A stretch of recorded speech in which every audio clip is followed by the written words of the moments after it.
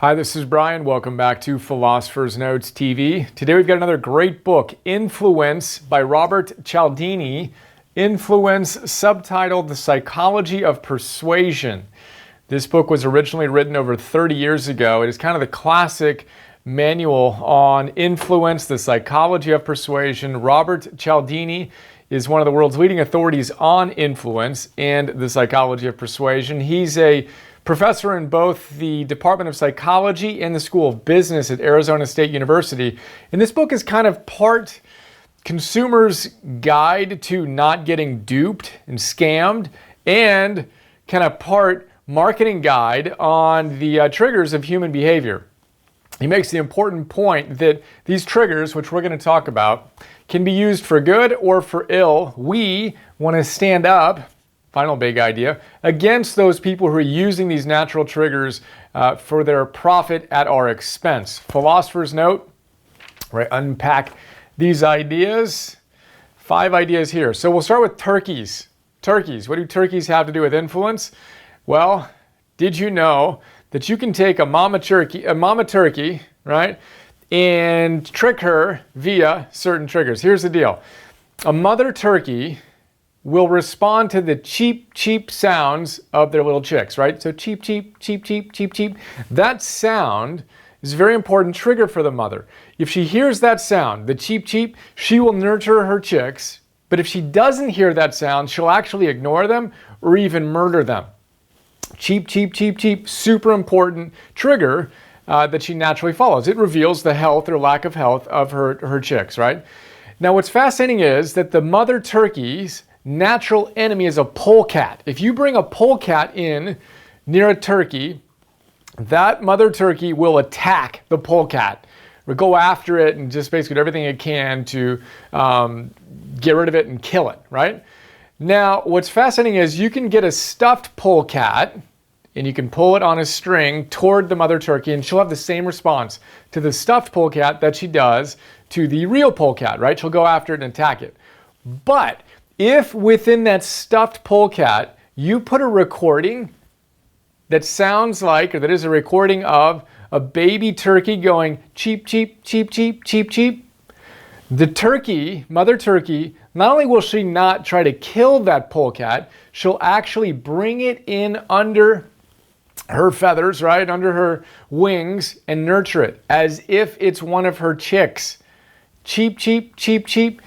Robert uses this as an example, and he comes back to it again and again and again. That little trigger presses play on a tape. She says it goes click and then whir, right? The turkey will take a natural enemy and bring them into her nest, literally, right? Under her wing, literally, if a certain trigger is pulled. He says we need to be aware that these automatic triggers and kind of mechanical actions that we have that run on autopilot, usually they're good for us, right? We're going to talk about some of these triggers. But there are times when the automaticity of these behaviors works against us, like this turkey bringing in the polecat. Every other time she hears a cheep, cheep, it's going to be good, but there are certain times we want to be more aware. So what are our triggers? There are 6 of them that Robert identified. And in addition to spending decades in research in a laboratory and studying all this stuff, he spent 3 years basically in observational, participant observation is the type of research, participant observation, where the researcher actually becomes a participant in whatever subject he or she wants to study. So in this case, he literally kind of infiltrated different sales organizations. He became a car salesman. He sold vacuum cleaners. He worked in a restaurant to learn how waiters influence people, right? He did that for 3 years to kind of understand their tricks and what they use to influence people and get them to comply. He calls them compliance professionals or practitioners, people who get you to say yes. He identified 6 triggers. And in the book, each trigger has its own chapter, right? So here's a quick look at our 6 triggers. They are, number 1, reciprocity. I'll go through these in a moment. Reciprocity, and then we have consistency and commitment. That's very important to us. Then we have social proof.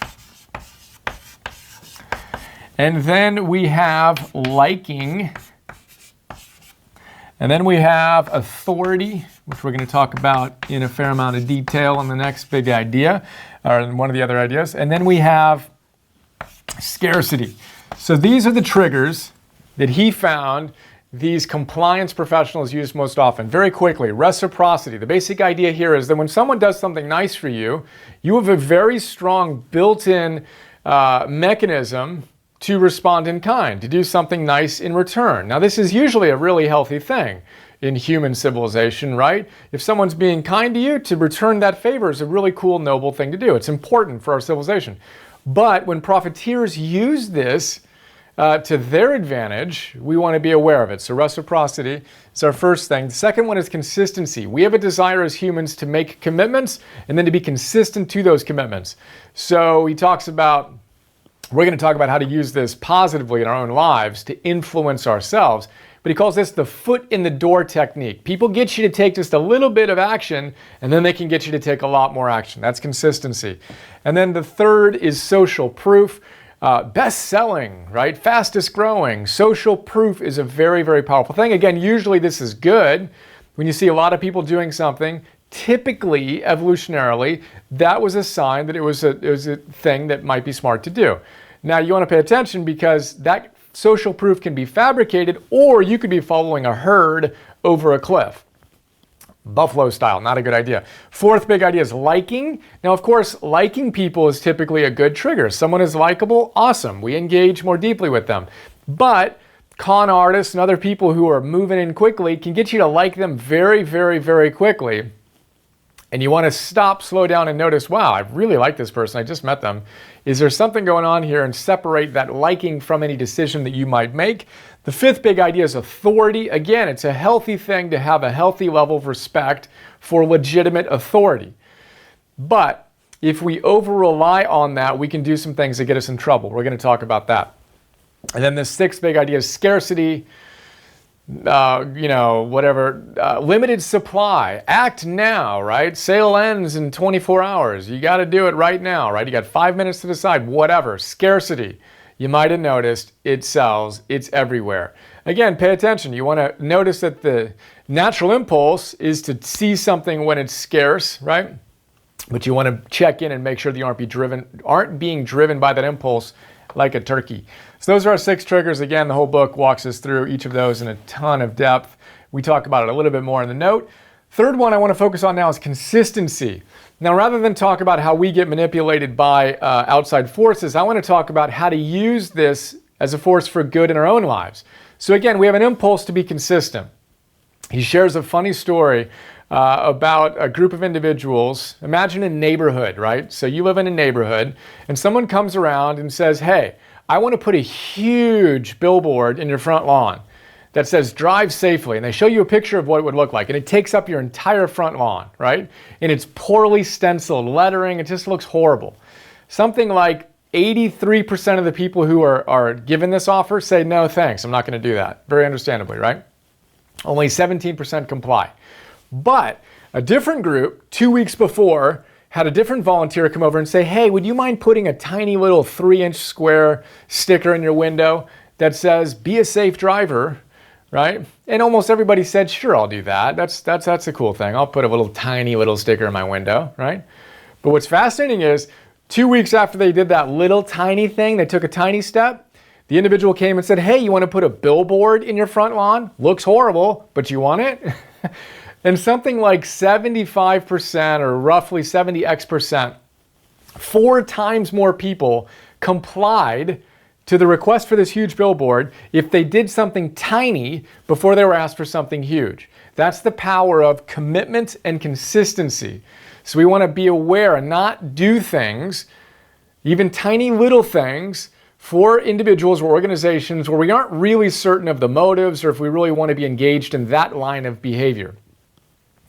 And, stated positively, we want to use this force for good in our lives. So in Habits 101, we talk about the idea of starting small, mini habits, and the power of habits. We want to talk about how we can start small, break it down into a tiny little goal. If you have a huge goal and a habit you want to build in your life, how do you make it dinky? You want to do 100 burpees a day? Well, what if you did 1 burpee a day or whatever your goal is? You want to eat a pound of greens, raw greens a day, which is one of my new fun habits. Eat 1 leaf of lettuce a day. Start there, right? You want to sleep 8+ hours a night? You're not currently doing that? Sleep 1 more minute tonight or go to bed 1 minute earlier. These tiny kind of silly 3-inch sticker things put you in the direction of creating more consistency in the direction of a commitment you want to engage in. It's a big idea. Another big idea that I talk about more in the note, we're not going to go into now, but you want to write down your commitments and share them with people. The stronger or the more energy you put into making a commitment, the more likely it is that you are going to follow through on it. We have a desire to be consistent. And then the fourth idea here is shocking. So Stanley Milgram, you might have heard of his experiments. It's fascinating, powerful stuff. But the short story here is that he brought people into a lab and they had them assume the role of a teacher. And the student or the subject who was also in the study, you thought it was another subject in the study who became a learner, right? So you have a teacher and you have a learner, then you have a researcher. The researcher is in a position of authority and he basically has you administer shocks to an individual as they go through a certain exam. And the results of it are just absolutely astonishing.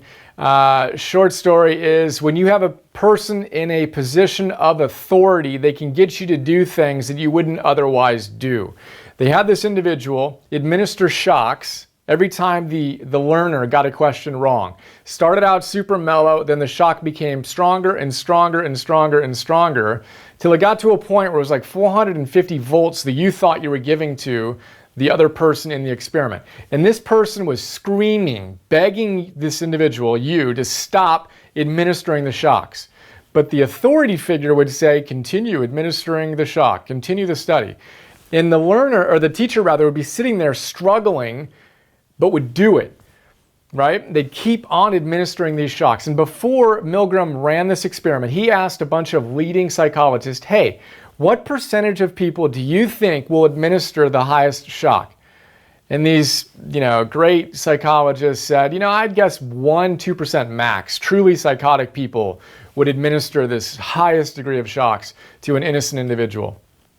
As it turns out, under the kind of pushing of this authority figure, 2/3 of the individuals in the experiment administered the highest shock. When it had a threat to kill the individual, they thought they might be actually killing them on the other side of it. Insane stuff. And the point that Robert makes here is, that Milgram makes is, these were normal people. They weren't psychotic people. They were super psychologically healthy people and normal people who, under the influence of an authority figure, did crazy things.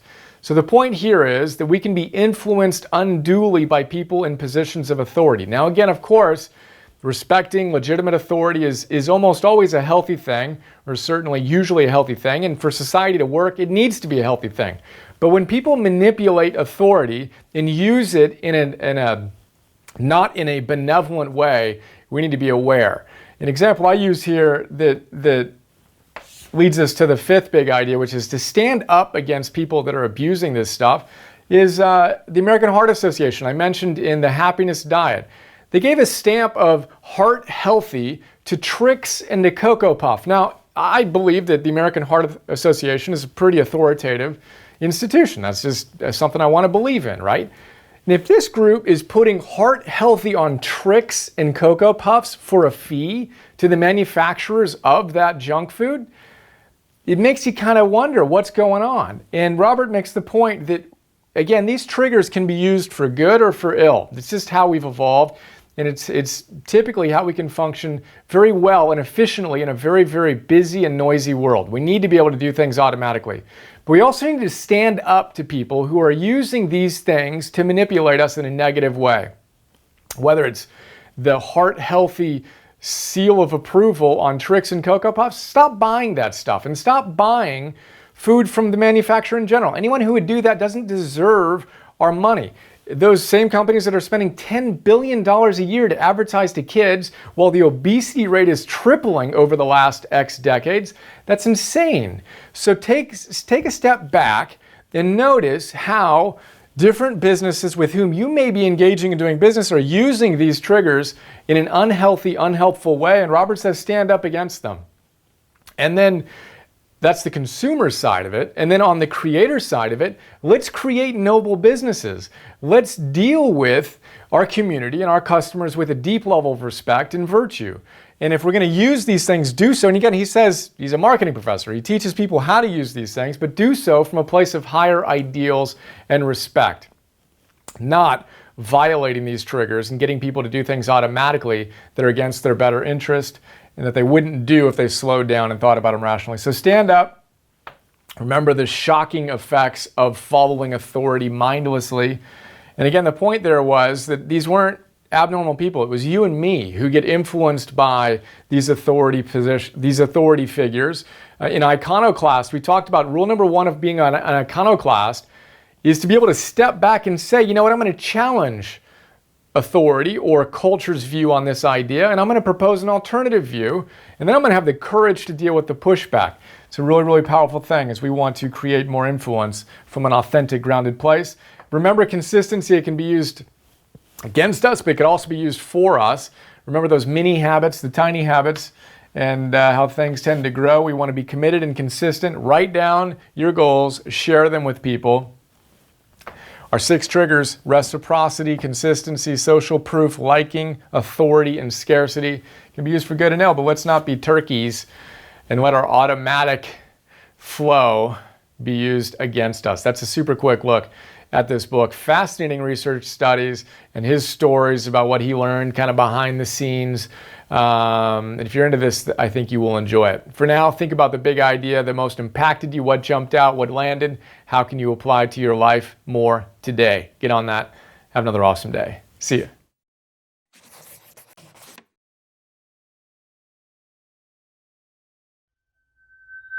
Isn't it a bit odd that we went from math to science to history, but somehow missed the class on how to live? For some wacky reason, Optimal Living 101 never made the schedule. Of course, it's too late to go back and change that, and you're too busy to read full-time to catch up. Yet, if you're like us, you're all about optimizing your life and actualizing your potential. So imagine this. Imagine having someone read the best books on optimal living and pulling out the big ideas that can truly change your life. You know, those sections you asterisk and underline and mark all up. Then imagine that guy, me, connecting those ideas to other great books and helping you apply them to your life today. Well, that's what I do with something we call Philosopher's Notes, where I break down each great book into a simple 6-page PDF, 20-minute MP3, and 10-minute Philosopher's Notes TV episode. Then imagine me taking the absolute best big ideas from those great books and sharing them with you in fun, inspiring, super practical Optimal Living 101 classes. On stuff like Purpose 101, Confidence 101, Business 101, Meditation 101, that sort of thing. You've got a personal trainer? I'm kind of like your personal philosopher. Ancient wisdom plus modern science plus common sense plus virtue plus mastery plus fun. That's what our optimized membership program is all about. We'd love to have you join us. Check us out at brianjohnson.me/join.